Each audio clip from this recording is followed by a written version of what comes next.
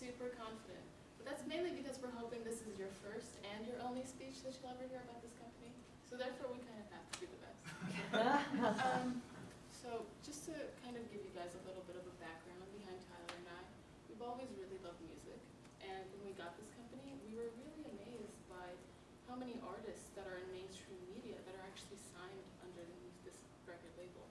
And it's kind of amazing to think that these labels invest so much money into these artists that there's a potential they probably wouldn't be so big were it not for all this investment. So I think it'd be best for all of us if I also gave a little timeline as to how this presentation is going to go. So we're going to really first establish what UMG does. And then Tyler's going to take over. He's going to tell you about the history, and then the present, and then where it's going. Okay, so let's begin. So before any of my research, all I ever knew about record labels or UMG was that they sued people, because that's all you hear in the news.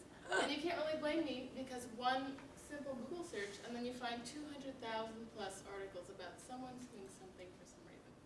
And some of them are really interesting to think about, but now I know, thankfully, that they actually don't just sue people. They actually have a lot of responsibilities that are actually really beneficial for artists. And these benefits are basically that they market, they promote, they take care of the manufacturing, the promotion, and the distribution, and most essentially, protecting the copyright of these artists when it comes to their songs and their music videos. And I think Tyler's going to give us some history. All right, thank you, Annette. So Universal Music Group obviously didn't start out as it was today. It started out in 1934 as Decca Records, and then through a series of mergers, it grew to the size it was today. So 1962 is when it merged with MCA Incorporated. 1998 is when its parent company Seagram purchases Polygram and then merges them together as well. Then in 2004, when GE has its acquisition of Universal Studios, is when you see the split between Universal Studios and then Universal Music Group. And then in 2006, the French conglomerate Vivendi purchased actually 100% of the ownership for Universal Music Group. And then in 2011, it grows to its full size that it is today when EMI, which is another a recording studio, splits and sells its music publishing to Sony and its recordings to Universal Music Group. And just for reference, this is Vivendi, the company that now owns and is the parent company of Universal Music Group. And with how massive Universal Music Group is, it's still only 1/6 of the subsidiaries of Vivendi. And that brings us to the present. So in 2015, Universal Music Group was #1 in recorded music, owning 34% of the market share. And as of right now, Universal Music Group's main focus is on streaming, with it making $4.48 million a day off of its streaming contracts and services. And it accounts for 36.4% of all the recorded music operations of Universal Music Group. And its main contracts are with Spotify and Apple Music.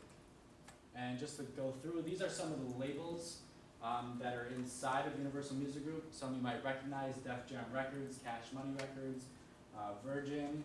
And we can take a step inside, just see some of the artists you guys know. Capitol Records like Katy Perry, Sam Smith. Def Jam Records with Kanye, looking super happy, Justin Bieber.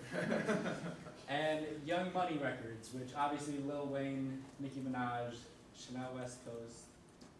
And so that brings me to two artists that right now are having large impacts on Universal Music Group that, as of the moment, aren't really associated with them. So Frank Ocean on the left and Chance the Rapper on the right. I'll start with Frank Ocean. So Frank Ocean used to be signed with Def Jam Records, and he currently released 2 albums last year, one visual album, one audio album.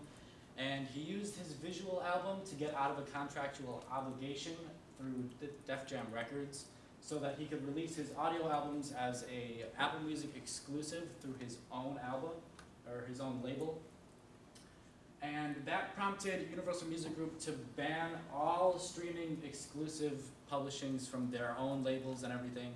They're claiming it was bad for business, saying that sticking with one streaming service rather than being able to publish on all of them and also have actual CD and album sales is really just inhibiting sales and revenue. And so Chance the Rapper Chance is a independent artist. He's not signed to any label.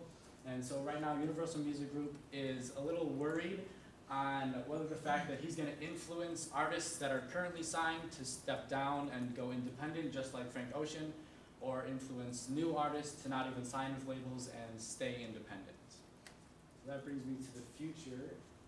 And Matt, why is that circle? That's Vivo. It's Viva. Vivo was actually a joint venture between UMG, Google, Sony, and Abu Dhabi Media. And basically the whole goal of Vivo was to get rid of all of these low quality duplicate music videos online and instead make just one high quality official music video.